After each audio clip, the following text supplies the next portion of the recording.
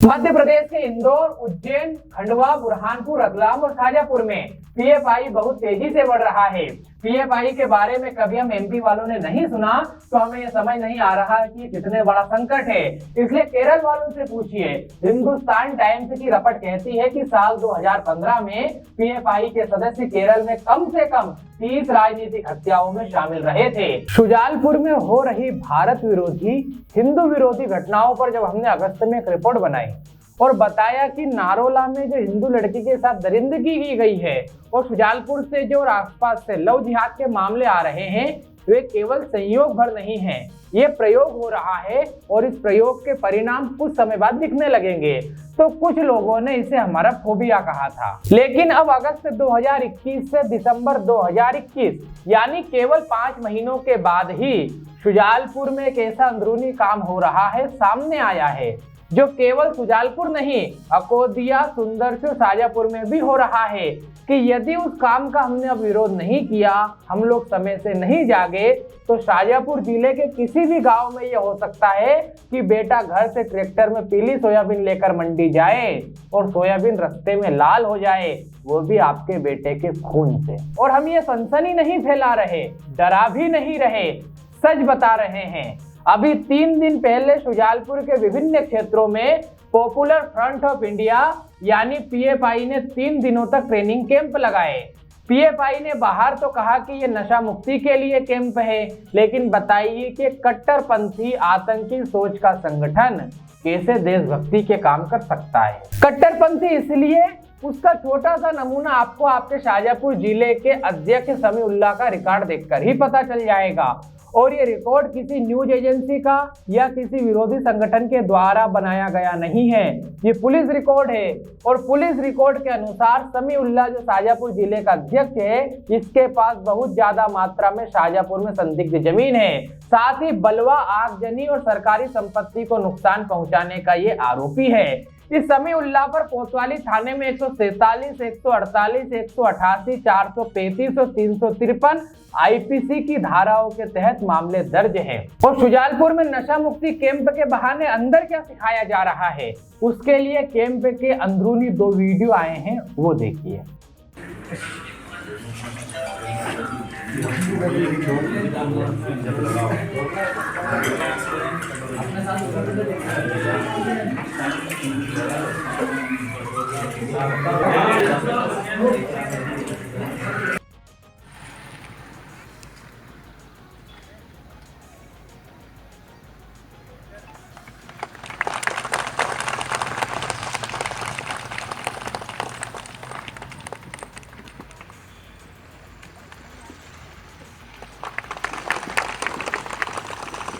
अब आप ही बताइए, क्या ये नशा मुक्ति के कैंप हैं?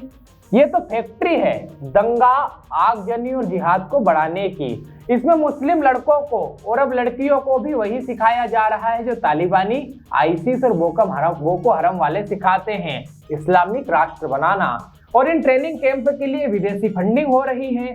ये हमारी नहीं, मध्य प्रदेश के गृह मंत्रालय की रिपोर्ट है और इसकी पुष्टि मध्य प्रदेश के गृह मंत्री ने ही की है। सुनिए। एनजीओज को लेकर के एक डाटाबेस तैयार करना है जिसमें विदेशी फंडिंग और धर्मांतरण को लेकर ज्यादा फोकस। गंभीर विषय है और जांच का विषय है। पेरू में भी हमको पीएफआई जो संगठन है उसके बारे में शिकायतें विदेशी फंडिंग की आई थी। हमारे पास धर्मांतरण जैसी शिकायतें भी विदेशी फंडिंग की आई थी और इसलिए मुख्यमंत्री जी ने अगर कहा है पीएफआई समेत, धर्मांतरण समेत, ये विदेश का जो फंड आ रहा है इसका उपयोग कहाँ हो रहा है, कहीं गलत दिशा में तो नहीं जा रहा है, इसलिए जांच का विषय है। उपयोग हो रहा है कि नहीं हो रहा है, ये भी जांच का विषय। यानी मध्य प्रदेश वाले जो सोचते थे कि हम तो सबसे सेफ जगह पर है, अपने यहाँ कुछ नहीं होता, तो इस मुकालते में ना रहो। पीएफआई ने पिछले दिनों इंदौर में बड़ा दंगा करने की साजिश रची थी। चूड़ीवाला कांड के दौरान उसके कार्यकर्ता अल्तमस आदि सक्रिय भी हुए थे। उन्होंने कोतवाली थाने को ऐसा घेरा कि पुलिस ही बंधक बन गई।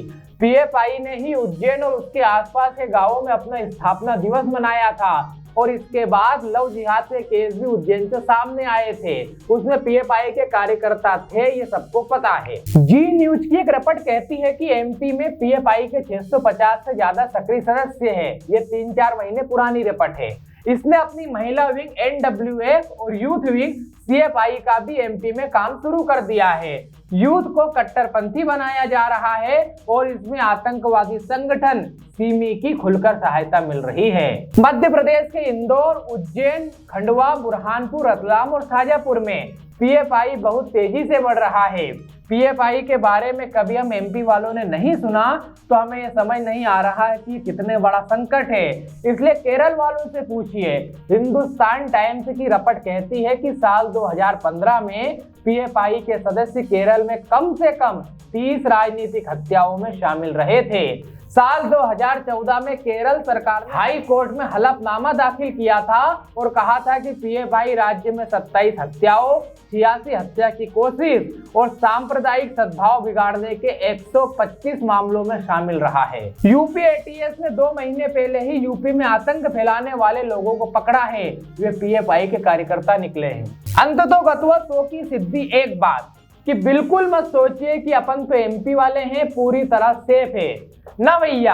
अब अपन पर ही सबसे ज्यादा खतरा है। बाकी तो इनको झेल चुके हैं और विरोध करना भी शुरू कर दिया है। उन्हें विरोध करते आता भी है, लेकिन हमें अभी समझ नहीं आ रही क्या हमने नारोला कांड के बाद अपनी बेटियों को बिठाकर बात की, उन्हें इस संकट के बारे में बताया?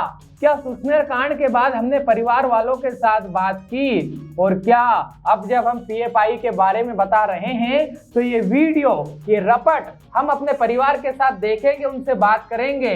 नहीं करेंगे तो लगे रहिए लहसुन, प्याज और सोयाबीन के भाव में उस दिन तक जब तक सोयाबीन पीली से लाल ना हो जाए। धन्यवाद।